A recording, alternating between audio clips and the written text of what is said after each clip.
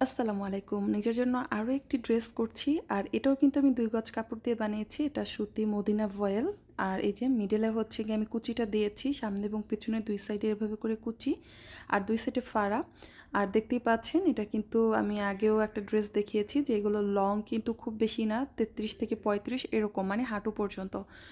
যেহেতু আমি বাসায় ড্রেসগুলো পরবো তাই আমি খুব বেশি কাপড় এখানে আর কি ইউজ করিনি। ২ গজের মধ্যে যতটুকুন হয়েছে আমার টেইলর সেভাবে আমাকে বানিয়ে দিয়েছে। ডিপেন্ডস অন টেইলর সব কিছুই আসলে।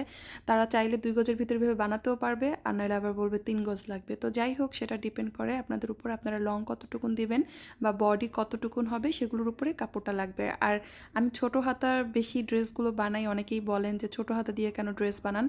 বেসিক্যালি আমি বাসায় পরার জন্যই ড্রেসগুলো বানাই, আর বাসায় আমি আর আমার হাজব্যান্ডই শুধু থাকি। সুতরাং এখানে 3/4 বা ফুল হাতা দেওয়ার কোনো প্রয়োজন আমি মনে করি না। আর আমার কাছে এই ছোট হাতাটা একটু কমফোর্টেবল লাগে। তো যাই হোক, আপনাদের আসলে এত এত মানে কিউরিয়াসিটি থাকে, তো আসলে রিপ্লাই ও সবসময় আর কি দেওয়া পসিবল হয় না। তো ভাবলাম এখানেই বলে দেই।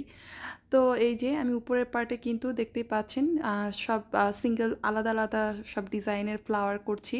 মূলত ড্রেসটার মধ্যে আমি অনেক ধরনের ফুলের কাজ করব, সুতরাং সাথেই থাকুন আর দেখতে থাকুন ড্রেসটার কাজ কীরকম করি। আল্লাহ হাফেজ।